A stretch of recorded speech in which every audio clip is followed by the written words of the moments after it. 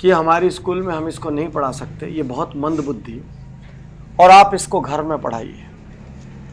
Thomas Alva Edison की माँ ने उनकी बात को मानने से इनकार कर दिया और उन्होंने बोला मेरा बच्चा मंदबुद्धि नहीं हो सकता, मैं इसको घर में पढ़ाऊंगा। और थॉमस अल्वा एडिसन आज दुनिया के उन वैज्ञानिकों में से जाने जाते हैं जिनके नाम से मैक्सिमम इन्वेंशंस हैं, दुनिया के टॉप 10 में से। यदि थॉमस अल्वा एडिसन की माँ ये मान लेती कि मेरा बच्चा मंदबुद्धि है तो पूरी जिंदगी वो उसको मंदबुद्धि की तरह ट्रीट करती रहती और वो मंदबुद्धि बन जाता। साथियों, इतिहास कौन रचता है? इतिहास वो नहीं रचते जो लोगों की बात सुन के मान लेते हैं कि मैं कमजोर हूं, मैं हीन हूं, मैं नहीं कर सकता, मुझे नहीं आता।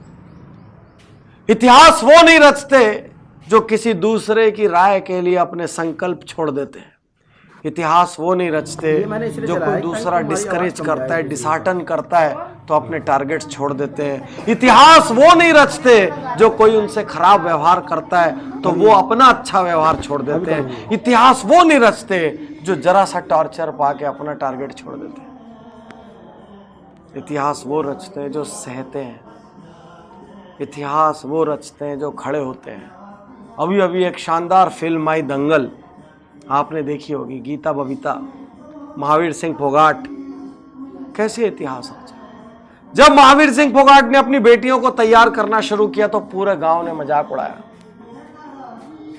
महावीर सिंह फोगाट ने उनको सुबह सुबह उठाया, उनके बाल कटवा दिए, उनके खाने पीने पर रोक लगा दी, सब कुछ किया। यहां तक कि उनके बच्चों ने उनको दुश्मन समझ लिया। और ऐसा ही कई बार होता है, ढेर सारे बच्चे अपने माँ बाप को दुश्मन समझ लेते। लेकिन एक दिन उनको समझ आया जब उनकी सहेली कहती है कि तुम्हारे पिता तुमको संतान तो समझते हैं कम से कम, इसलिए तुम्हारी फिक्र करते हैं। साथियों, महावीर सिंह फोगाट ने पहले इतिहास रचा है, गीता बबीता ने बाद में। महावीर सिंह फोगाट ने वो बीज लगाया, उनको सींचा, बड़ा किया, सारी दुनिया के तिरस्कार महावीर सिंह फोगाट ने थे। साथियों, आज आपका तिरस्कार हो रहा है कहीं और आप यदि उसकी वजह से हिम्मत हार के बैठ गए तो आप बड़े नहीं होंगे। भरी गर्मियों में जिस सूरज का तिरस्कार होता है, सर्दियों में उसी सूरज का इंतजार होता है। याद रखिए, आज तिरस्कार का मतलब आजीवन तिरस्कार है। इतिहास वो नहीं रचेगा जो लोगों की सुनेगा। इतिहास वो नहीं रचेगा जो टारगेट छोड़ेगा। इतिहास वो नहीं रचेगा जो हीन भावना में चले जाएगा। इतिहास वो नहीं रचेगा जो दूसरों को सुपीरियर और खुद को इंफीरियर समझेगा।